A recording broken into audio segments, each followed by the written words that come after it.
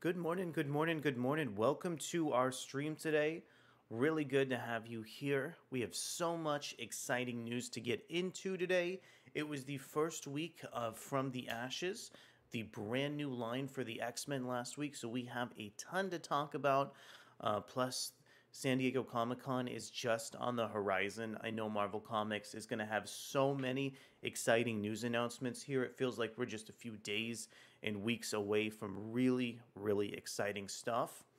I want to get out here, come on camera, and just say hello to everybody. Hopefully, everybody has had just a fantastic week so far. Also, per usual, I want to go ahead and discuss with you some of the last video reviews that we had the chance to post up on the channel this week.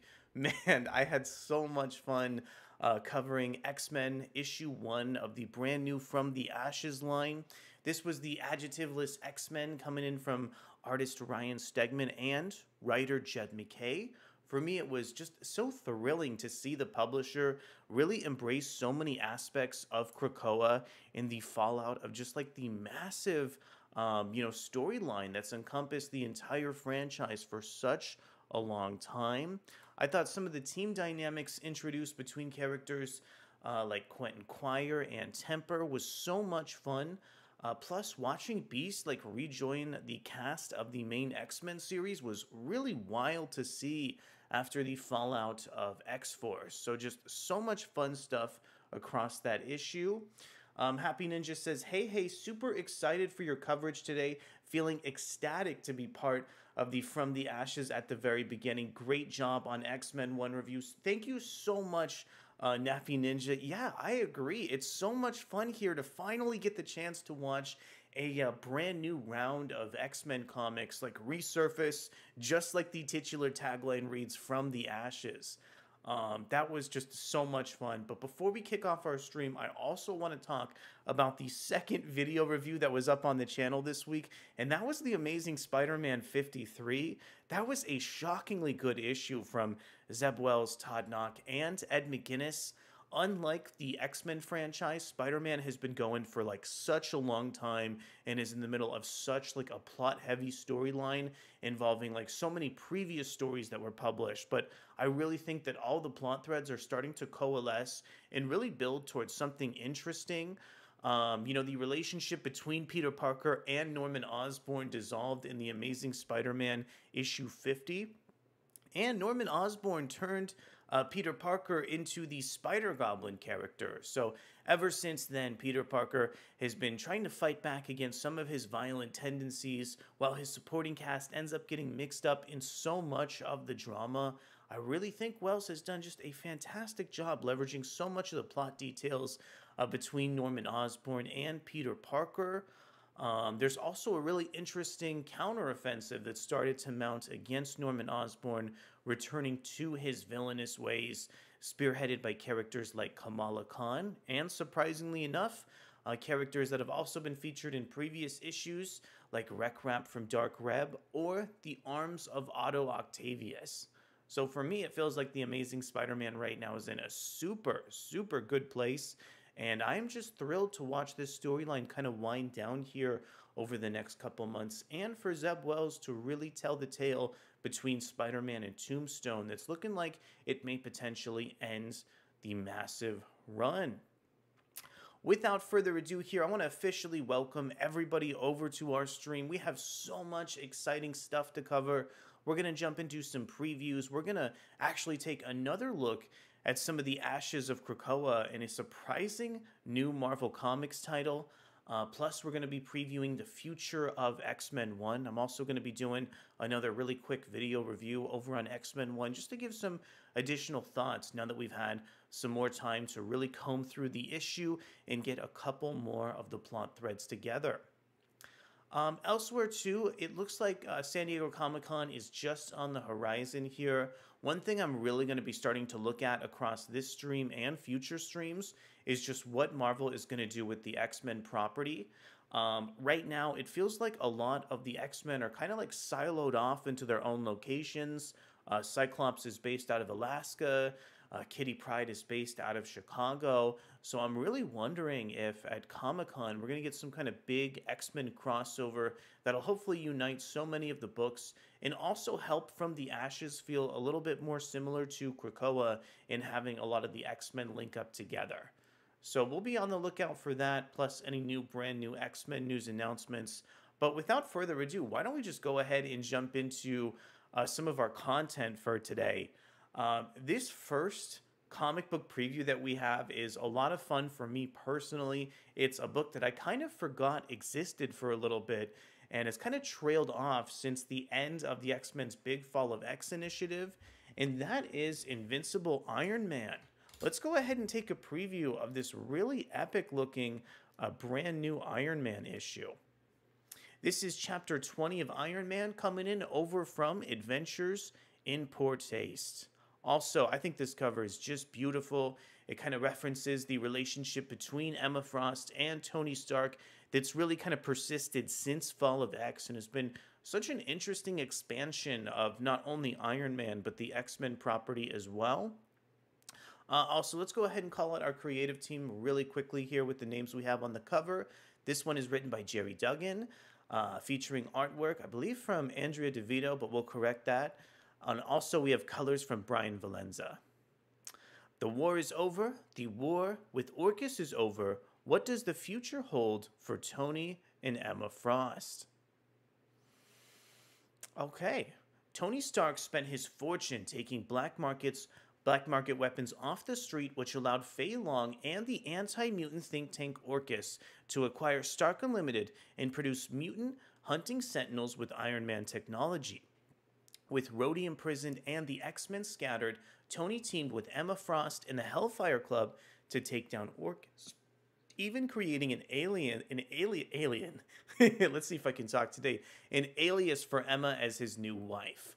With the help of Emma, Magneto, and an army of super crooks led by an escaped Rhodey, Tony was able to clear the way for a mutant victory and defeat Fei Long and Orcus. But despite a tell-all book approaching, Tony still has a few loose threads to wrap up.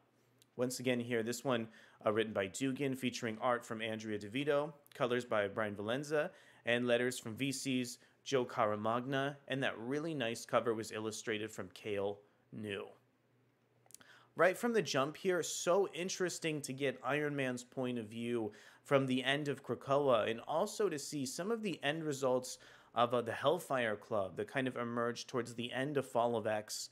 One thing that I do think kind of frustrates me about the X-Men line is the lack of commitment to some of these big long-term storylines. I wish that maybe some of these elements, like the Hellfire Club, still kind of persisted in the X-Men's From the Ashes era to really build up a little bit more connective tissue, but I'm still happy to see this Iron Man book trying to pick things up and establish a new normal with the status quo of Krakoa ended.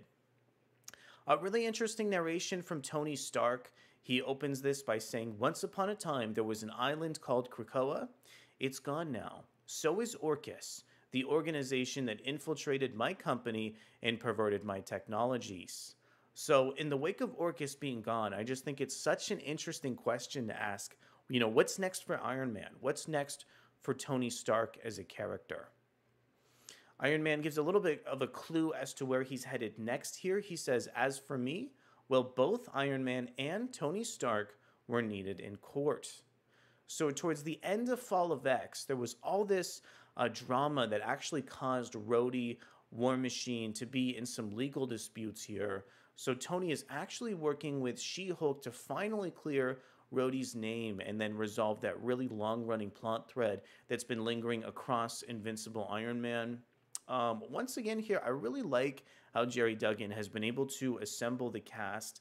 I think it's super cool to get an issue with She-Hulk, Rhodey, and Tony Stark, like just in the wake of Krakoa and Orcus over for the X-Men property. You know, to me, this really feels like an advanced issue of Iron Man taking on so much substance here. And as soon as Iron Man has his reunion with Rhodey, he immediately asks, what happened to Fei Long?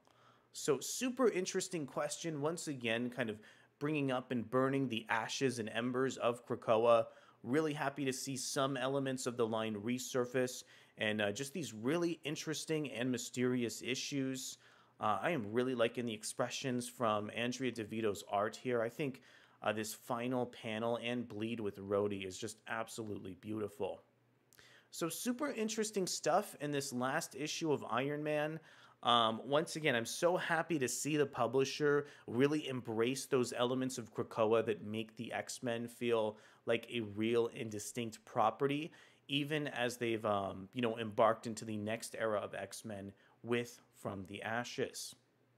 Okay, so that was a quick glimpse over at Invincible Iron Man issue 20. Let's go ahead and head into our next preview. This one is also super exciting here as we have a look at the brand new issue of Ultimate X-Men. I want to give a big thank you over to Adventures in Poor Taste and discuss a little bit about what's going on over in this series with you. So recently, the character of Hisako living in Japan has managed to manifest some of her powers. For those not in the know, Hisako is actually the X-Men known as Armor, and she recently started talking to the character of Maystorm, a brand new Marvel Comics figure, really assembled for a variant program and kind of shoehorned into this Ultimate X-Men series, which is both written and drawn from Peach Momoko. So much of this comic book has felt like a relationship kind of slice of life story over with Hisako and Maystorm, but at this point it really feels like Marvel Comics is transitioning away from this type of storytelling and is actually starting to explore what the Ultimate X-Men actually look like. I think a key aspect of this change is the character of Nico Minoru, a runaway who's actually going to look into and inspect some of Hisako's issues. So without further ado, let's go ahead and check in on some of the beautiful Peach Momoko art over on Ultimate X-Men issue 5. The New Mutants face their first enemy. Maystorm isn't the only mutant with electric powers, and Noriko Ishida is here to make sure she knows it. A fun summer festival turns haunted and dangerous as spirits and surges collide. Okay, another super fun aspect about Ultimate X-Men is the character of Surge is lingering like just beneath the surface of the comic book. We've already gotten several references to her, with her really kind of tampering with like electricity and phone footage over in a previous installment. So I am really hyped to see how Noriko Ishida starts to blend in with the rest of the cast for Ultimate X-Men.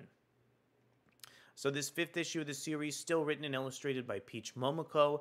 Additional script adaptation is coming in from Zach Davison, with letters over from Travis Lanham.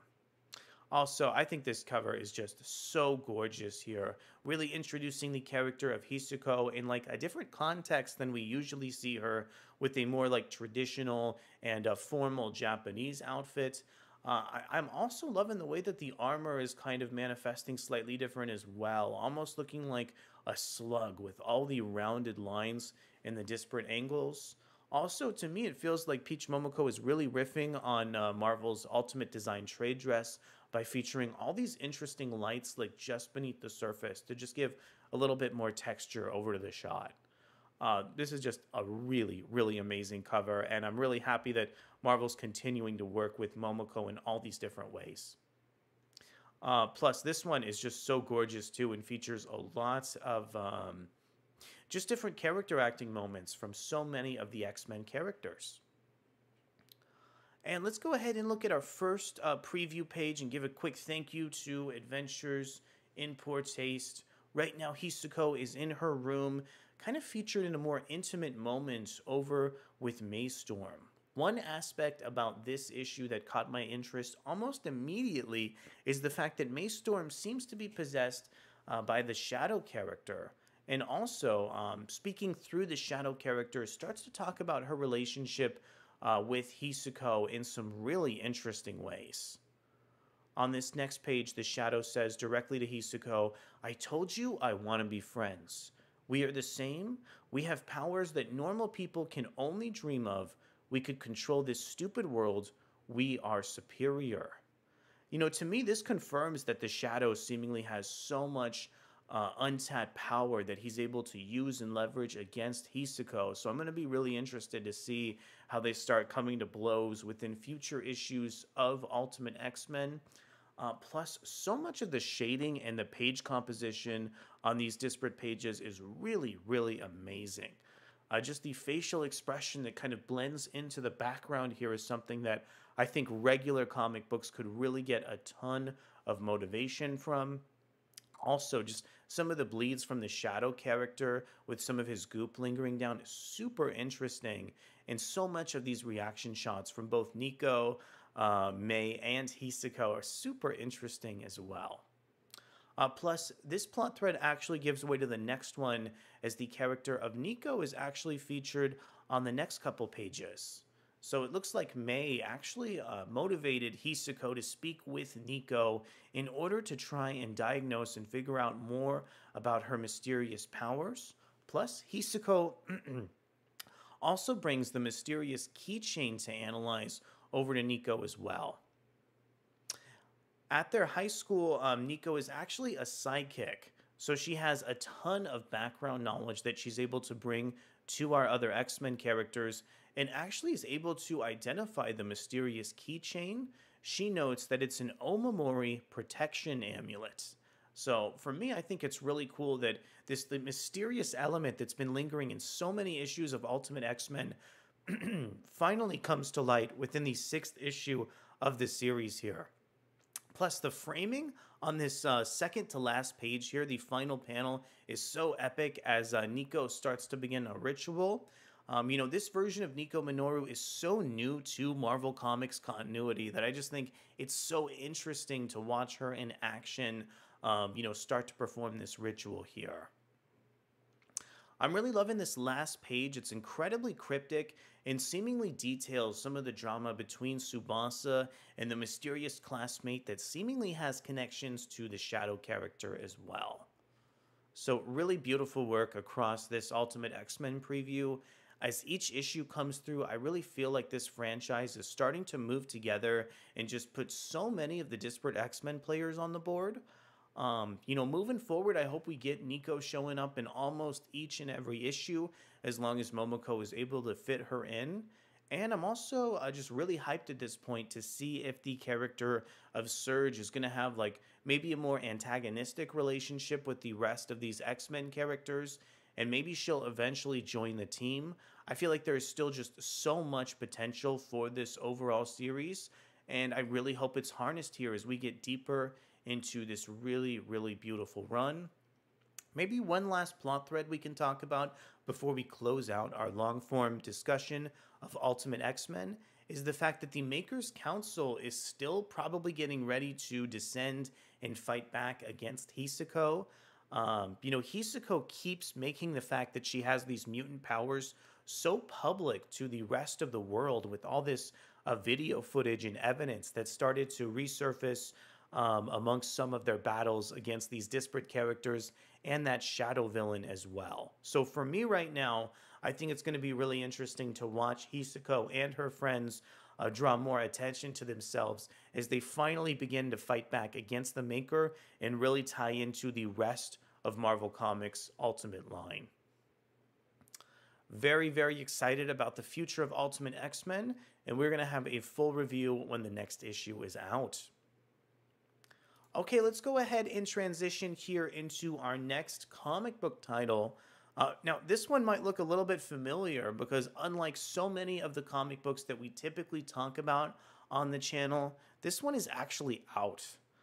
So readers got the first issue of Marvel Comics' X-Men series tying into the From the Ashes comic book tale, and this one is coming in over from Jed MacKay, featuring artwork from Ryan Stegman. I want to go ahead and talk about some of my additional thoughts on this first issue and talk about a little bit of the direction of the X-Men's From the Ashes line here. So right from the get-go, this issue kind of opens with a really interesting new status quo as the X-Men begin to plant a new headquarters over at the factory. The first preview page on Marvel's X-Men features a really interesting glimpse at this brand new location. And we have the character of Chief Paula Robbins actually speaking directly with Beast to preview this new location over for the X-Men. So right from the jump, I thought it was pretty bold for Jed MacKay and Ryan Stegman to introduce such a poignant new status quo over for the X-Men series. Also, watching both Stegman and MacKay explore some of the relationship drama with Beast in the wake of X-Force was so much fun to read across this individual issue. Another thing I wanted to talk about in this brand new chapter of X-Men is some of the relationship drama that's starting to surface between the disparate characters. In X-Men 1, we also get a preview of Juggernaut and Magic opening up some camaraderie between themselves. To me, this dynamic really feels like it makes these two X-Men characters more alive. Plus, I think Quentin Quire as a character embarks on so much interesting, just animosity-filled tinged dialogue between Cyclops and the character of Temper as well, who's just a super interesting character. Temper is actually mad at Quentin Quire for not saving her during the pit within Krakoa and actually directly accuses him of committing crimes, war crimes over with X-Force. Now, for me, it was really interesting to hear, Quentin Quire be accused of that crime as opposed to the character of Beast. Another aspect that I really wanted to talk about at length with this brand new X-Men #1 is actually the Fourth School characters. So the Fourth School characters are a really interesting mix of not only some of the ashes of Orcus, the last villain that the X-Men fought, but also mixes in some elements of the John Sublime character. So I think it's really cool to mix those two elements of John Sublime and some of the ashes of Krakoa to build a brand new foe for the X-Men. There was a really interesting post-credits teaser preview that we're going to talk about at length as well in just a few moments. So the X-Men actually embark on a mission to battle Fourth School and to save some of the disparate mutants. This gives a really interesting opportunity for both Stegman and MacKay to show off so many of the X-Men characters. One character who I think could definitely use a more bolstered presence in future issues of X-Men is Psylocke. Psylocke has a really cool action-based moment that's captured really, really beautifully from Ryan Stegman in the first issue, but I definitely think she could use a couple more elements of characterization to really just bolster her presence in the Marvel Universe. We're going to be heading into a little bit of spoiler territory as well. So if you haven't checked out the full issue, I'd encourage you to go ahead and check that and then check back over on our stream. So towards the very end of the issue, we start getting some of the more spoilery elements that I was really happy to see Marvel explore. We have both characters of Magneto and Zorn, who actually dump sort of a reality check over on Beast and Robbins. Magneto really harps on the fact that the X-Men are trying to survive out of Krakoa and really establish themselves as strong figures, even in the wake of this big loss that they've suffered. And then I want to talk about the post-credits page that you can actually witness through a QR code in the final issue. In the post-credit sequence, there's all these mysterious characters called the Zealots, the Doctor, the Means, and the Chairman, who are introducing this 3K group as well as some of their ties to the Fourth School. So there's actually some speculation that one of these characters could potentially be Cassandra Nova, and my guess was it actually could be the Zealot, who appears to have a bald head over on the comic book tail. So the Zealot actually thinks the Fourth School is a waste. The Doctor acknowledges that 3K has benefited from Fourth School, and the Means talks about battling the X-Men. So another really interesting part that I thought about this first issue is how we have like all these disparate opinions on whether the Fourth School is benefiting or harming the 3K group overall. But for me, it seems like the Chairman really starts to suck all the air out of the room when the Chairman begins speaking about a crucible, a challenge that will test the brand new world here. So for me, it seems like Jed MacKay has a lot of ambition with this new issue of X-Men. One thing that kept echoing into my mind again and again and again as I checked out this issue was some of Jed McKay's recent work on Avengers.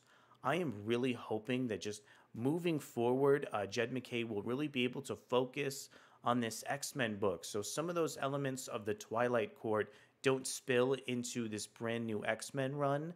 And just to recap, some of the issues with that Avengers title was just that it took way, way too long to actually get some of the brand new villains that kicked off the run.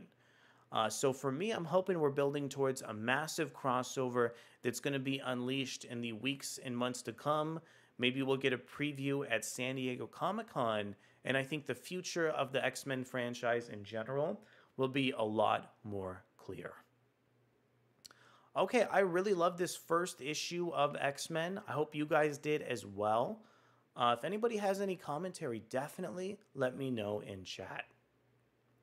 So we are going to be transitioning away from our X-Men review, and we're actually going to be looking at the future of what this franchise has to offer here. Today, Jamie Lovett and comicbook.com actually yesterday posted a brand new look at the second chapter of X-Men.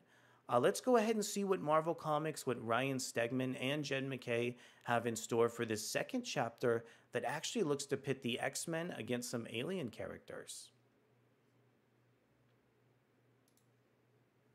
The X-Men from the Ashes era kicked off this week in X-Men 1, and comicbook.com has an exclusive first look at the second issue of Marvel's new X-Men series. The first issue of X-Men, written by Jed McKay and drawn by Ryan Stegman, introduced readers to the new X-Men roster.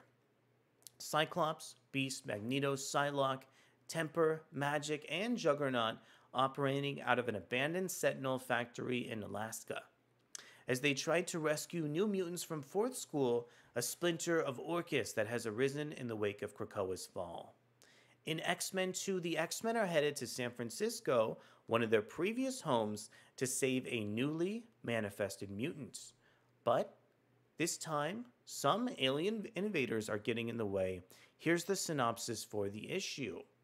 The X-Men fly to the rescue of a mutant crisis in San Francisco. The problem? Alien invaders seem to have a similar idea. 6 X-Men versus an invading alien fleet sounds about right. Plus, we have the conclusion of Deadpool and Wolverine weapon extraction. I think it's super ambitious for Stegman and McKay to be heading into an alien invasion just in the second issue of their brand new ongoing X-Men series, but I'm incredibly interested to see what kind of plot threads and information they're bringing aboard.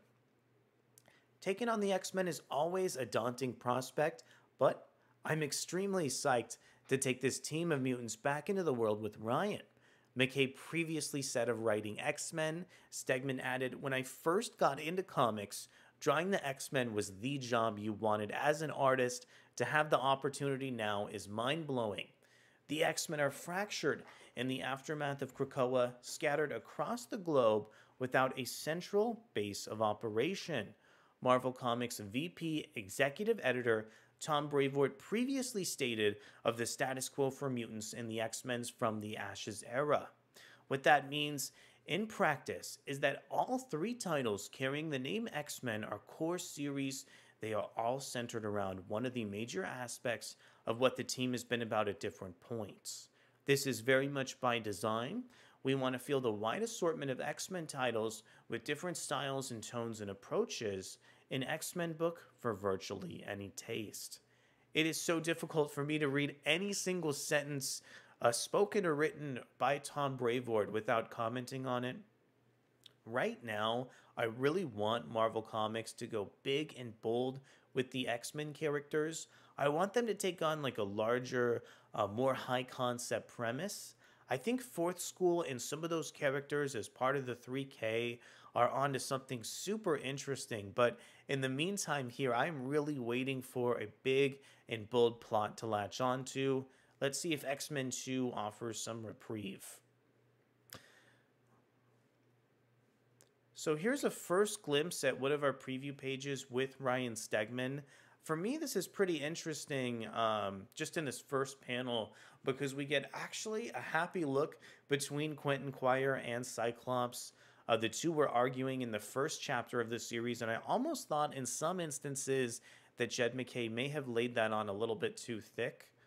Also, I just want to hand it over to Marte Gracia for just the really, really bold covers with this interesting kind of purple hue.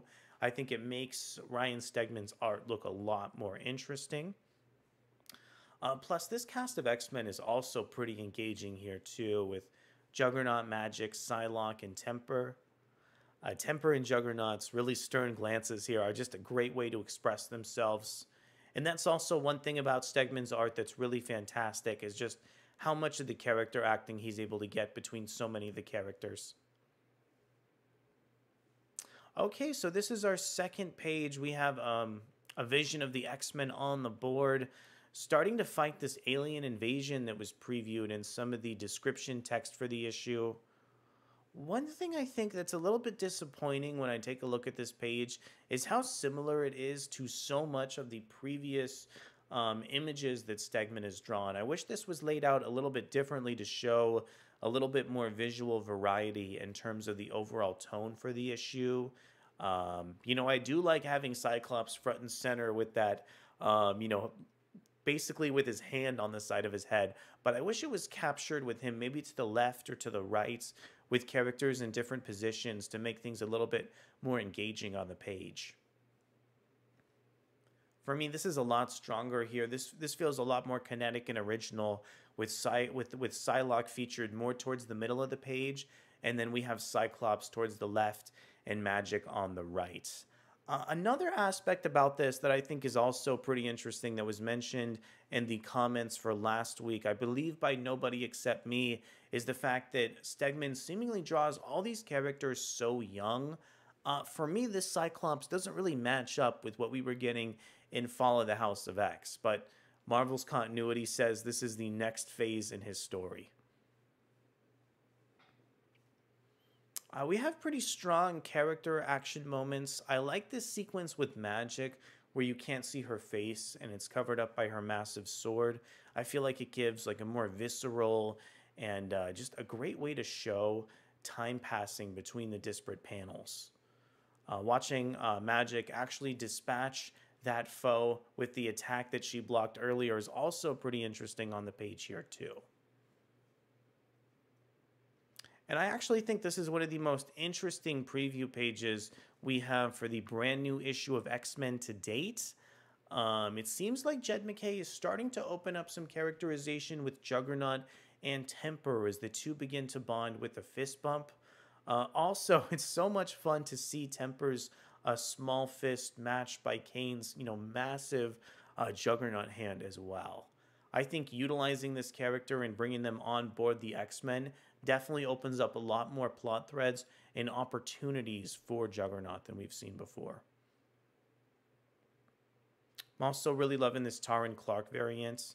I feel like it just features so many interesting elements and also highlights that there's several aspects of this X-Men team that were first introduced to the Marvel Universe as villains, whether it be like Juggernaut or Cyclops across the comic book as well.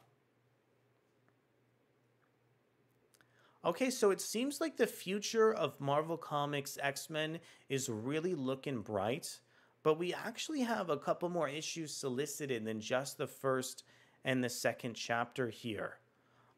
This is coming in over from League of Comic Geeks. Sometimes I like looking at the future of the X-Men properties to actually see what sort of plot threads are going to be introduced here. So we just checked out the second issue of X-Men where the team is fighting off against an alien invasion. Let's see what issue 3 has in store. So we've definitely seen the cover over on X-Men 3 before, and it actually seems to feature a lot of new information about the factory, the new base of operations that Cyclops has over in Alaska. I'm going to go ahead and read the description of X-Men 3 from LeagueOfComicGeeks.com. Scott Summers versus the United States of America. How did the X-Men come to possess their HQ, the factory, And how difficult of a position does that put them in? As Cyclops meets the implacable Agent Lundvist, the X-Men come home to find that their new home may not be as secure as they thought. Yeah, really liking the fact that this Mysterian Agent Lundvist is featured in this issue, and Cyclops appears to be in such a tense moment as he's actually chowing down on what looks like a really interesting cup of ice cream or something or the other. Also, the agent appears to have a lot of personality with this big blonde beard as well.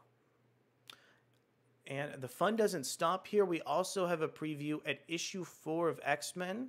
This is one of the final covers that have been solicited so far for this series. Let's check out Marvel Comics' description text for this issue. They kill for kicks and they kill for clicks. Hello, Internet. It's your boy Trevor Fitzroy. That's right. Trevor Fitzroy and the Upstarts out there delivering the content you craved, live streamed, bespoke, and mutant murder in high def.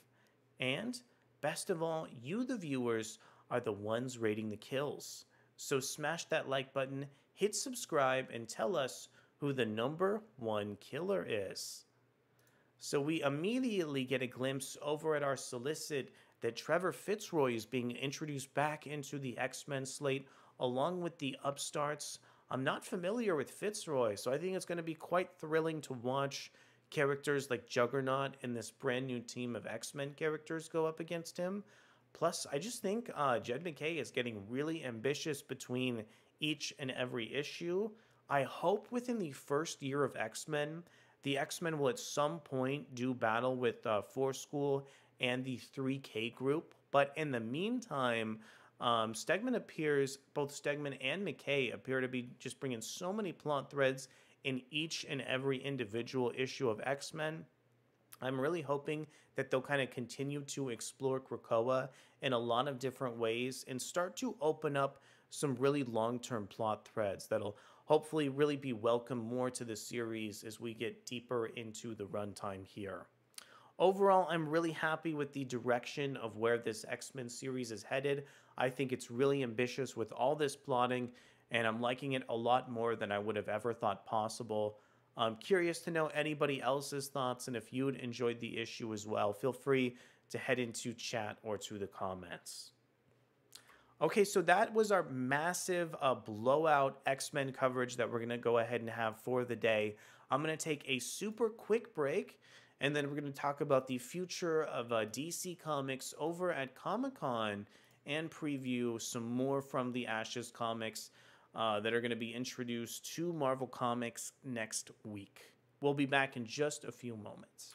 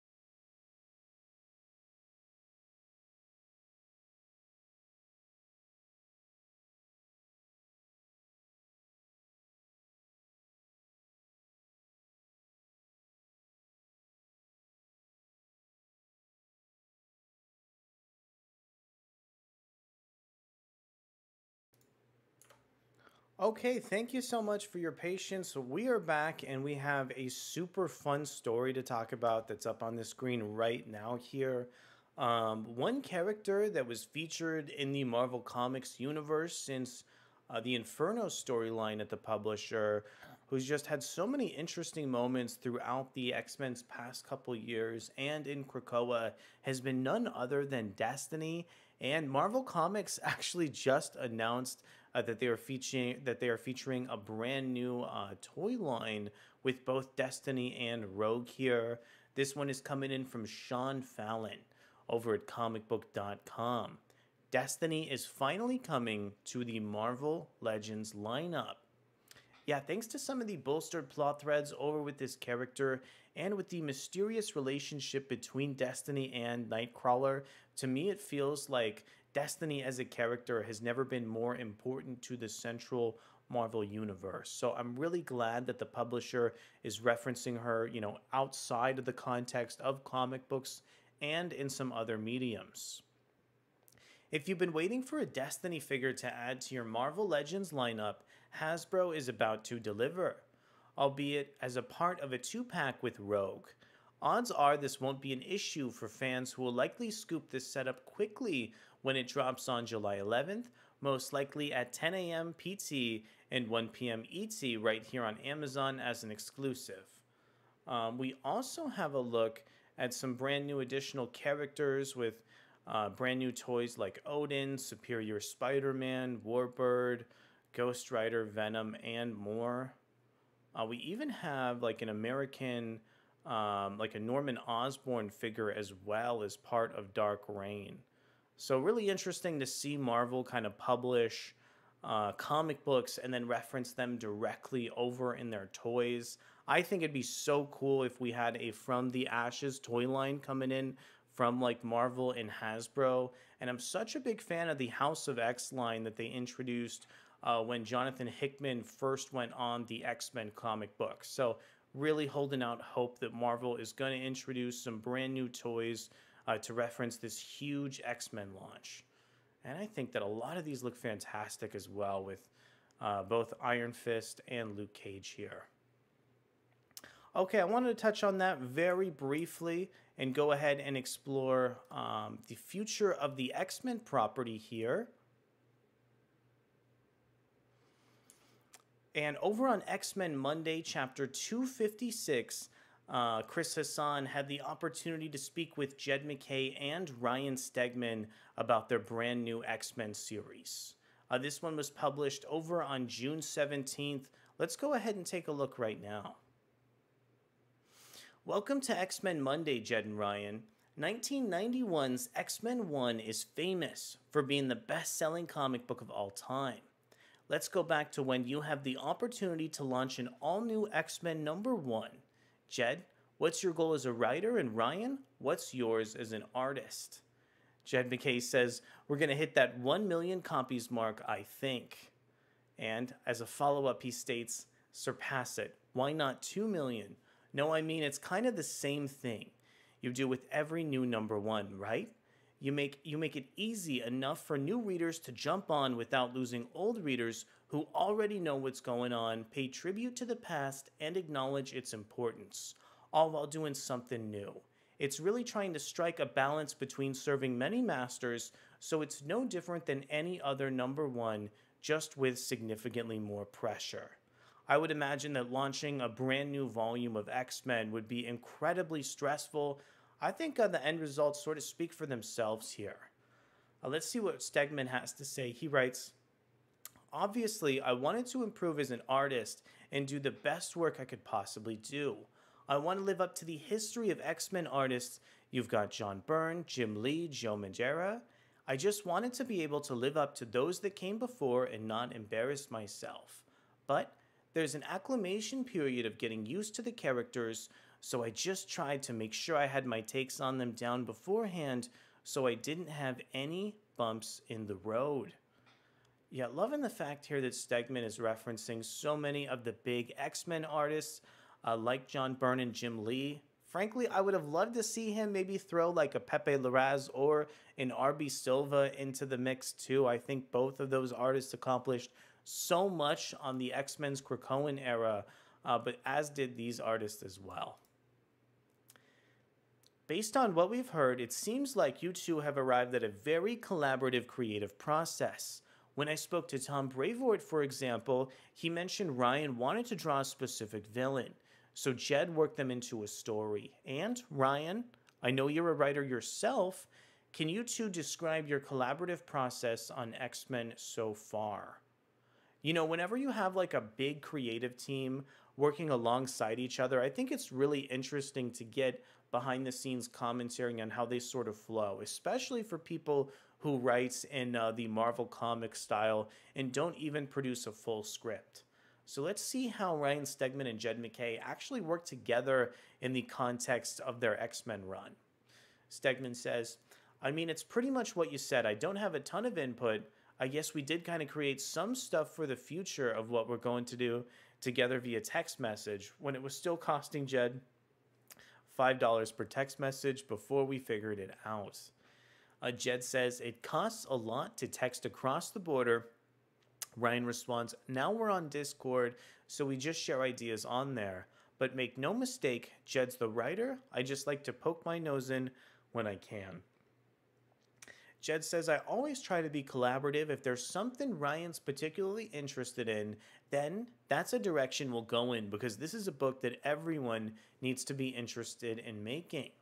I'm glad to hear that MacKay does have a bit more of a collaborative process. I did note that in Ryan Stegman's answer, it almost sounded like he was a little bit apprehensive about not inputting more into the comic book. So maybe that's something that Jed MacKay will respond to moving forward. And at least Ryan Stegman still has like some notes, some things he's added over to the story.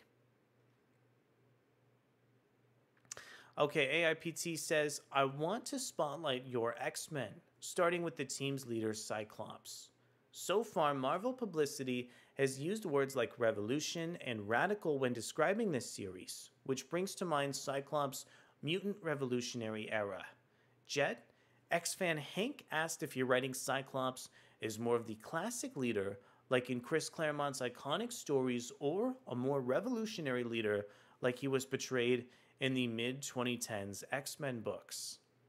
This is a pretty interesting way to discuss Cyclops.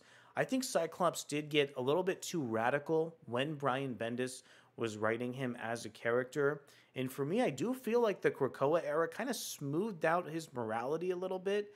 It's really interesting to note about the fact that he kind of pushed against some of the greater interests of Krakoa. It's certain elements to do what he thought was right for the X-Men just as a line, which kind of kicked off the Judgment Day storyline and introduced a lot of strife for the X-Men. But I still think that it's really interesting to get a kind of a more morally centered Cyclops in the midst of all his drama and the fallout of AVX and just the 2010 Brian Bendis era of X-Men comics.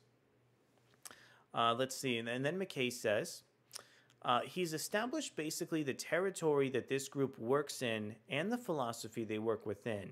However, this is certainly a position that isn't necessarily meeting with mainstream approval. We're going to see in X-Men 3, for instance, Cyclops and his merry band of mutants are quite frequently butting heads with the Office of National Emergency, which going forward is going to be a Department of Mutant Affairs within ONE.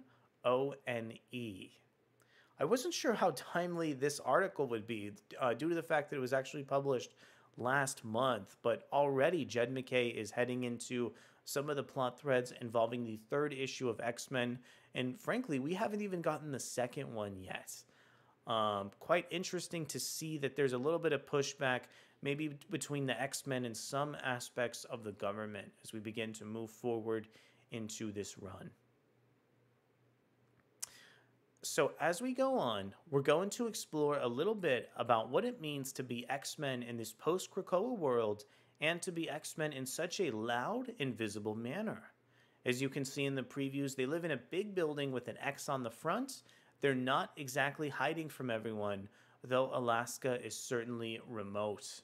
It's pretty bold for the X-Men to establish a base of operations with a giant red X on the center of it because they just got hit by so many foreign invaders across Krakoa that ultimately led to the destruction of their home world. So I think it's going to be super fascinating to see if Cyclops is able to, keep the factory intact throughout this run of X-Men.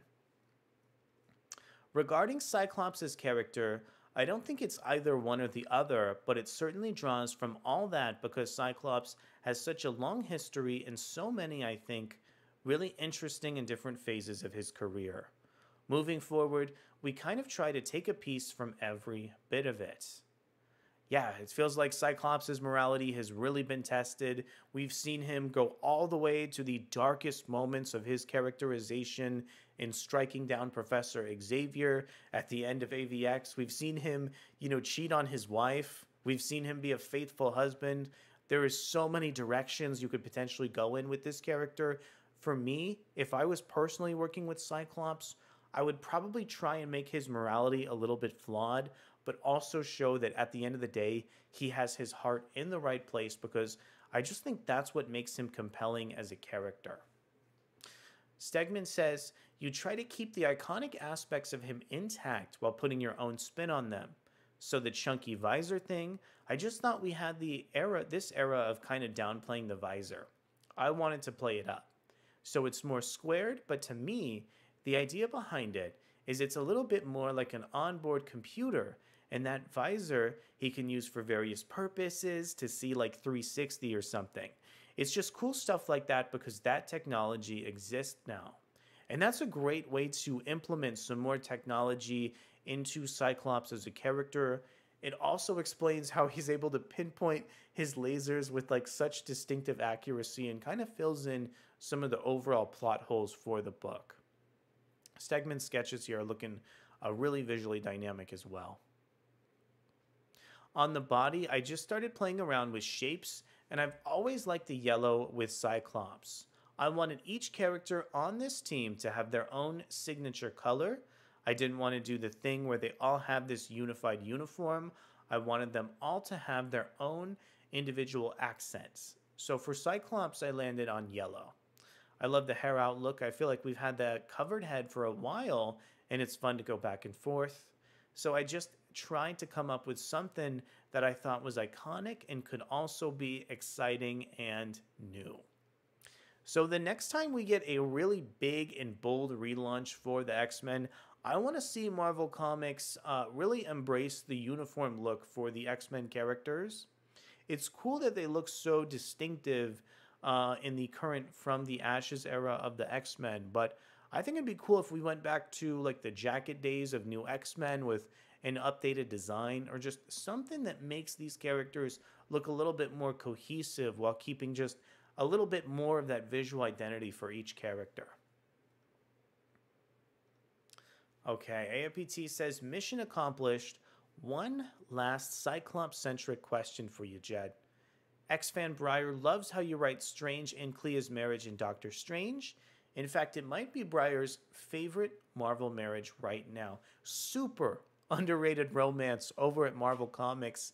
It's been great to watch McKay draw a happy Stephen Strange and Clea Strange in the new Doctor Strange ongoing, especially after the kind of horrific Strange series with Clea that kind of kicked everything off in the first place. I never quite thought we'd get a happy ending with those characters, but I think so far Doctor Strange has been able to write that in a way that's pretty interesting.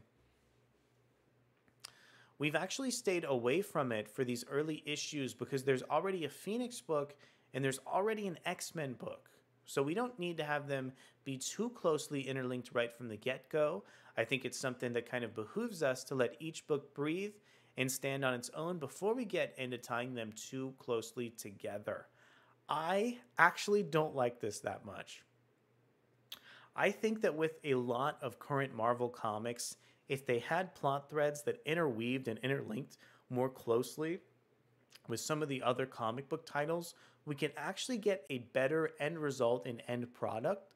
While I definitely like that there's so many aspects of Krakoa lingering in the new X-Men #1, I think it'd be so cool if we had maybe a plot thread or two that would spill into Phoenix or to Uncanny X-Men if we had some kind of preview with exceptional X-Men. That being said, the writers, Marvel's editorial would definitely have to be really careful about how they introduce these plot threads. But for the most part, I think more connective tissue in so many of these comic books could be a good thing.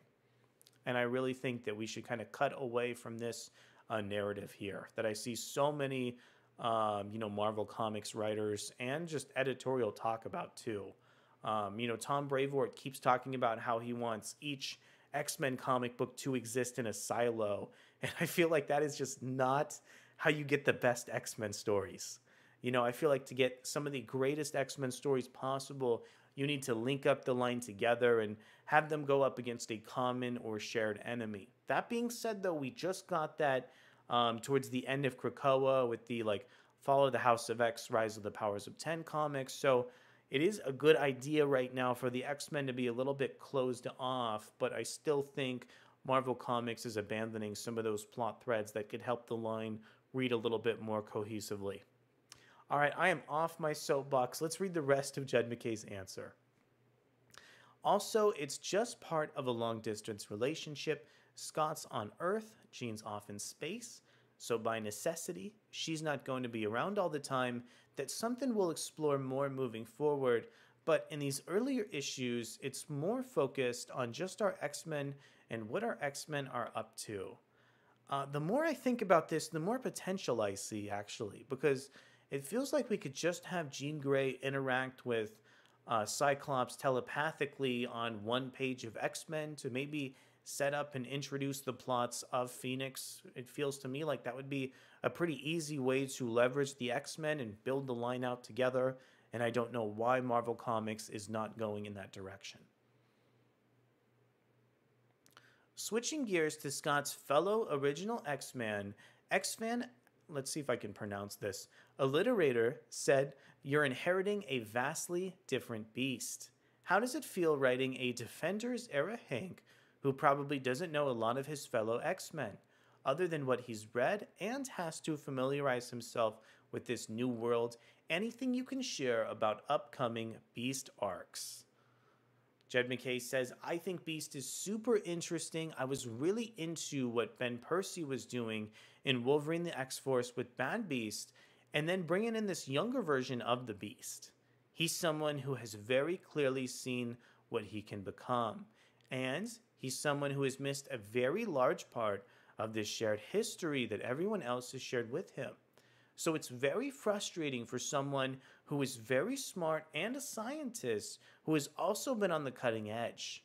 He's now having to catch up on years and years of technological scientific advancements, and having to play catch up is an unfamiliar situation for him." Yeah, the idea of Beast trying to catch up from his Defenders era on everything that's gone on with the X-Men and see this violent vision of what he became in X-Force is such a beautiful and poignant story element. Once again, I think this is Marvel Comics using the continuity of Krakoa to push the X-Men line to the absolute limit here. This is fantastic stuff. Okay, also, it looks like Beast is working on something, which is one of the reasons why they're in the factory. What that something is, we'll explore further. But yeah, Beast is certainly not without a project, and what we're going to see, and we are going to see what that is and what it entails. Ryan, in a recent IGN interview, Jed said you draw Beast much sexier now than he was looking previously. Should Nightcrawler step aside, do the X-Men have a new blue sex symbol? Ryan says, "Well, I said it on Twitter, but I really think it's just that I wanted to do an homage to George Perez's version of Beast, just because I think that's cool, and I wanted him to go back to his roots. Not his roots, but the blue fur to me has always been Beast. I like the evolution of Beast over time, but I do like particularly George Perez's Beast. And also, I just thought it was a nice thing to do for a guy who contributed so much to comics over the years."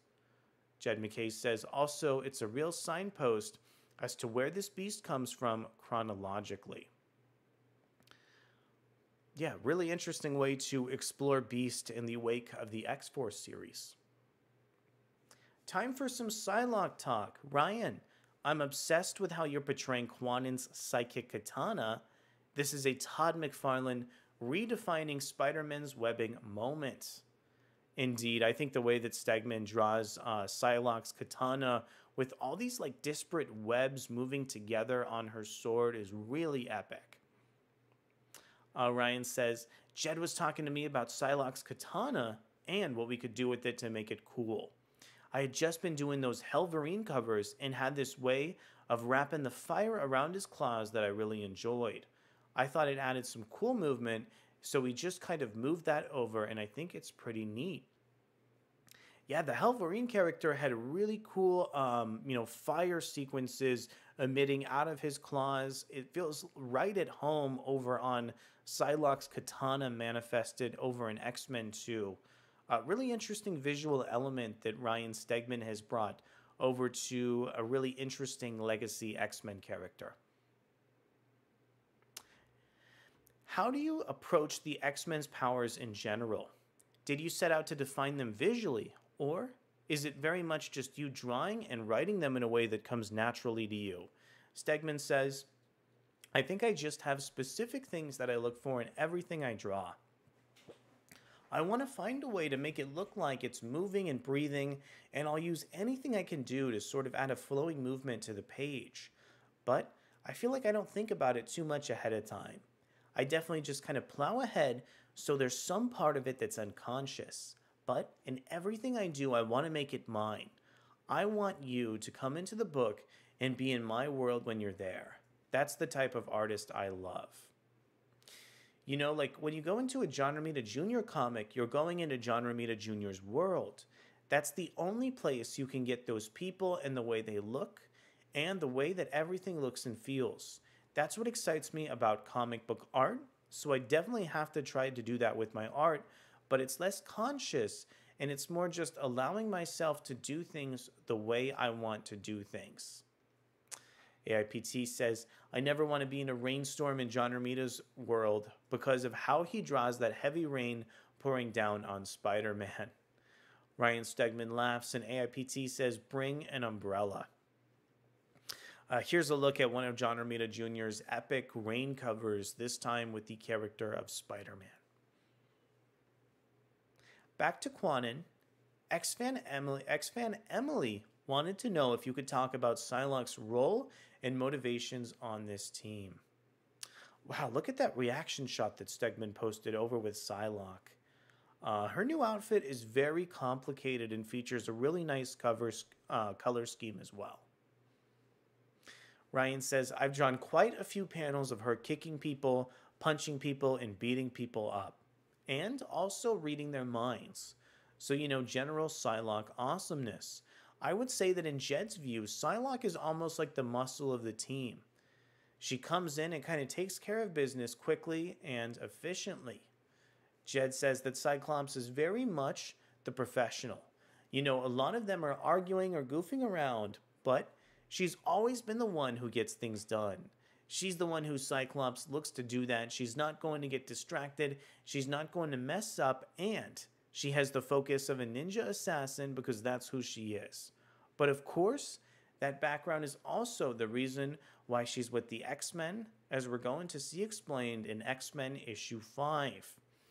X-Men 5 wasn't one of the comic books that we had solicited earlier in our stream, and it's good to see that we're going to get an expansion of Psylocke's role over in that issue.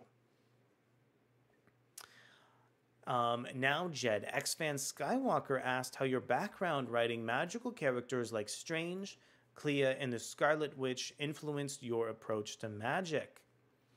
McKay says, it's a good question because Magic's a really tricky character. Given that she's got a mutant power, she's got her demon stuff, and then she's got her magic stuff on top of that.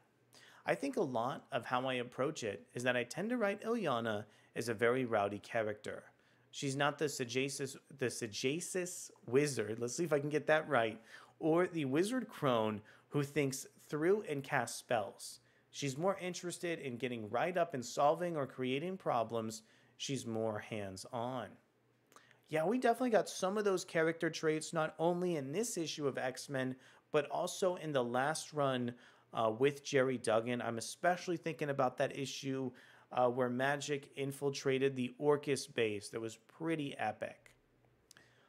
So writing her, Magic, is a lot different than writing someone like Clea or Strange, as those are characters who are more magical first and foremost. Whereas Magic is a character where the magical sort of power set aspects are things she uses to solve problems. But she's more hands on about things. That's what happens when you have a character carry a sword around. The sword is generally the first response to the problem, and Magic's Soul Sword is about as big as they could possibly come. Okay, so here's an interesting question here. X-Fan Sean was asking how Jed McKay views Kid Omega's relationship with Magneto and, and Cyclops. In the first issue of X-Men, Quentin Quire had a really tense exchange, not only with Magneto, but with Cyclops as well, of course. Jed says it's what we're exploring. Quentin's a really interesting character because he's constantly pinballing between ideologies. He's only now kind of starting to figure out where he stands as himself. You know, first it was Magneto was right, and then Cyclops was right, and then Wolverine was right. He's kind of started trying to figure out what it means if Quentin is right. So as far as his relationship with Magneto and Cyclops, he's more sort of a general pain, just because that generally defines how he identifies with himself. If he starts towing the company line too much, he's going to get a little confused and not really understand what he's doing. So he gives people a hard time because he thinks that's what's expected of him. Feels like Jed McKay is just exploring some of the more negative aspects of Quentin Quire's personality, and probably needs to open up that character a little bit more and show what kind of like redemptive aspects he brings to the book, or how he's able to contribute positive things to the character dynamics.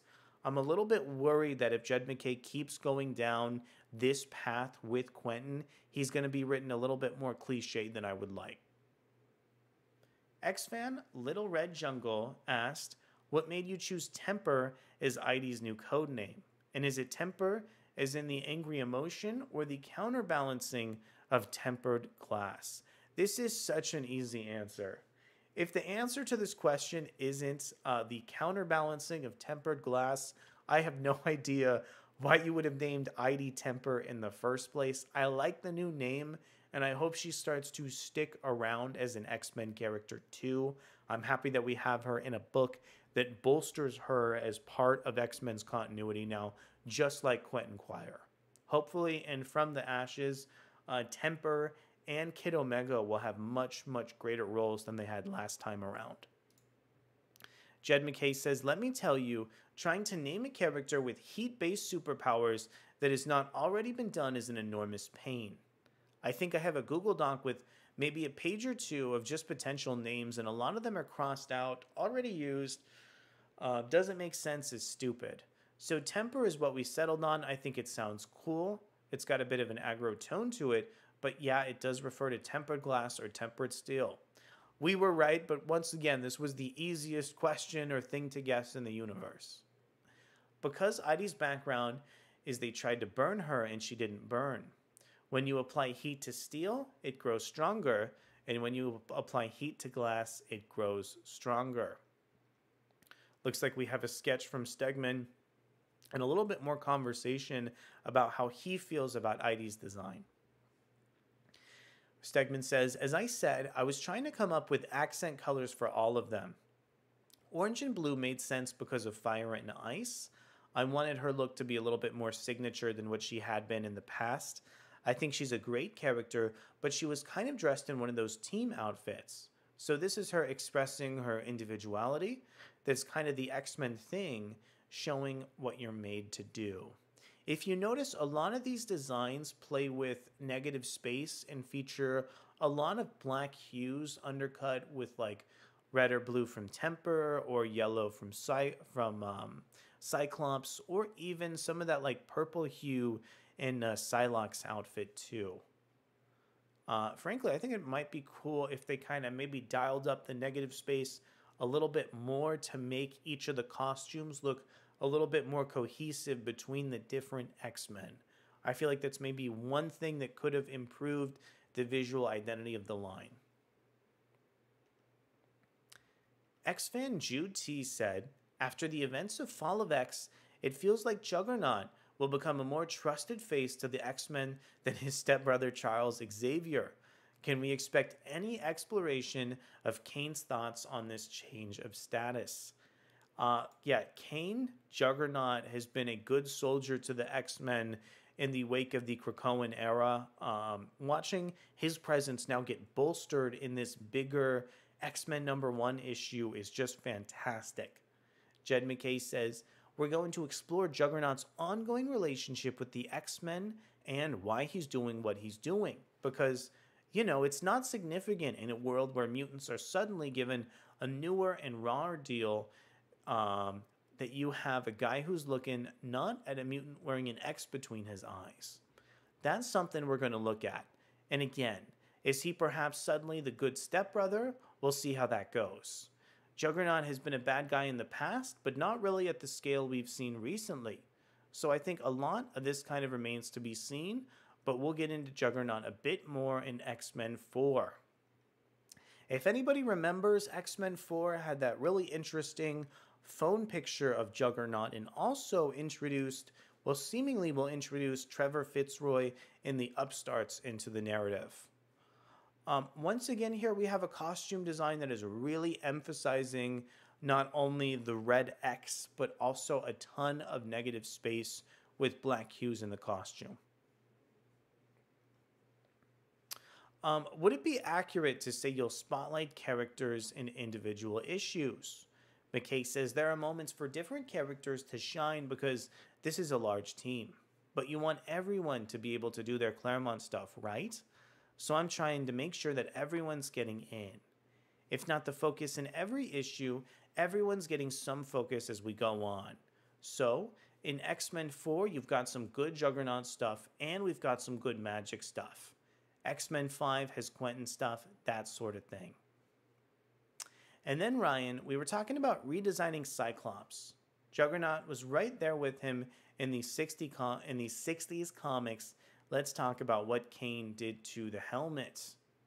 Ryan says they're grooves. He's the only one that could do that. He's etched the X in there with his fingers, almost to say, I am an X-Men now, this is for real. Because it's permanently etched into his costume. I feel like I changed the color scheme a little bit. Maybe he spray painted it and then etched the X in. Then, really, it's the classic costume. Yeah, those really subtle changes and just modern flourishes they make it look so cool. Also, it kind of feels like Juggernaut has been promoted to a real X-Men now, which is also really cool to see Marvel Comics charting some progression in their continuity. Once again, really strong reaction shot emphasizing some of the individual character personalities from Ryan Stegman's art. AIPT says, I need Marvel and Hasbro to fast-track the Marvel Legends figures for these new designs. I think we actually just said that when we took a look at those toys a second ago. Okay, how has it been writing Magneto and Zorn on the same team, seeing as the two have such an interesting history with one another? McKay says it hasn't come up that much. Zorn is largely a background guy at this point in time. I love the new X-Men run, and also in part, if you're leading an X-Men team into danger constantly, you probably want a guy on your team who can heal people. And then Magneto's always fun to write because he's got that voice I really love that I get to do in a lot of Doctor Strange type stuff. Very articulate, clearly spoken, and a little bit bitchy. So it's fun working with Magneto. We've got some big stuff to do with Magneto coming forward, and there's the mystery of his current circumstances that are yet to be revealed, that people are already sort of freaking out on Twitter about. Magneto's a great character, and I'm glad we've got him for our team, but I'm looking forward to some of the other stuff we're doing with him. Yeah, it feels like Magneto is like a background player in the series right now, and will hopefully be influencing more of the plot as we get deeper into what McKay and Stegman are going to be exploring in the future of their X-Men title. AIPT says, you mentioned new X-Men. Not one, but two X-fans, GJ Piff and MK, asked if Glob Herben will have his pet chickens with him in Alaska. Jed says he will have his chickens. No one was quicker than me to ask Ed Brisson at his show this weekend. He was like, so, Glob's got his chickens, right? And I'm like, you mean the chickens you gave him? He's like, you better believe it. I am so surprised that in a book where we're shoving in like Magneto and so many of the other X-Men characters, Jed McKay and Ryan Stegman somehow find the time for some Glob Herben characterization. I loved him in the comic book. Can't wait to see where he's headed in the future of the property. Okay, as we wrap up here, X-Fan Lena was wondering if all the characters on Cyclops' team have been announced or if there are any surprises to come. I think it's going to be interesting to watch Jed's answer. I wonder how many X-Men comic book characters he's going to be able to shoehorn into his new run. Jed says all the characters in play have been announced. There will probably be some flex coming down the line. It's not a team I would say is firmly structured, like the Avengers, for instance. With the Avengers, it's like, these are the big Marvel characters, whereas with the X-Men, it's like, here are some big-name X-Men characters, here are some smaller-name X-Men characters. Let's see what happens when they come together. Let's see if we can make these smaller names into bigger names. The way we've structured this team and set up their mission lends itself to saying, well, this team is now moved to the factory and will be in the book, either on the big field team or part of the base team, hanging out at the factory, working on these big projects or the small projects. So I don't think there are any surprise members of the team because that would be bad marketing for us. Stegman says there are new characters. I just want to get that out there. So maybe not some permanent team members, but we're definitely going to be seeing a couple brand new X-Men introduced into the fold. Okay, in May, you said, and Adventures in Poor Taste asked this question to Ryan Stegman. In May, you said you were a few issues into drawing X-Men, and you've already drawn half a dozen new characters. It's clear the makeup of this X-Men team needs to be visually striking. I'm wondering if there's anything else you strive for when designing new characters, whether it be new villains, aliens, or human supporting cast members. Also, really cool panel illustrated by Stegman featuring Cyclops interacting with Agent Ludvist. I mean, anytime you're designing a new character, the first thing I think of is what you can do to that character that would give them some iconic piece to their costume, something that you could explode out. You would just see that one little piece and you know that's the character. Beyond that, each character is a power set. You want them to have some understanding in their costume that kind of says what their power set is. And from there, you just try to make it as streamlined as possible. In the end, I always think if an 8-year-old read a comic book with this character, would they put that comic book down and go draw it themselves? Would it stick in their brain enough for them to be able to do that? Because that's what I used to like to do. Some new characters kind of wash over you, so you want to find the thing that will stick with people. Okay, let's go ahead and preview some of the brand new artwork. This is the cover over to X-Men issue 4, once again highlighting Juggernaut's promotion to a full-time X-Men as part of this brand new adjectiveless X-Men roster. And we also have some preview of the first couple pages of X-Men that we've looked at ad nauseum across our stream here. And this is also the X-Men's From the Ashes Infinity comic coming in from writer Alex Packnadell. All right, so that is going to go ahead and wrap up our stream for today. I want to thank you guys so much for hanging out with me and chatting about X-Men so exhaustively. Just to kind of recap our plans for the upcoming week, over on Wednesday, or excuse me, I think it's going to be Thursday, we're going to have a full review of the brand new Phoenix comic book coming from Marvel. We are really going to be exploring what the future of the From the Ashes line looks like. And we'll be getting into some brand new San Diego Comic-Con news in just a couple weeks here. There should be some massive crossovers, tons of big news to go ahead and explore. Thank you guys so much for spending your weekend with me, and I just hope you enjoy the rest of your Saturday. Thank you so much, and I'll see you soon.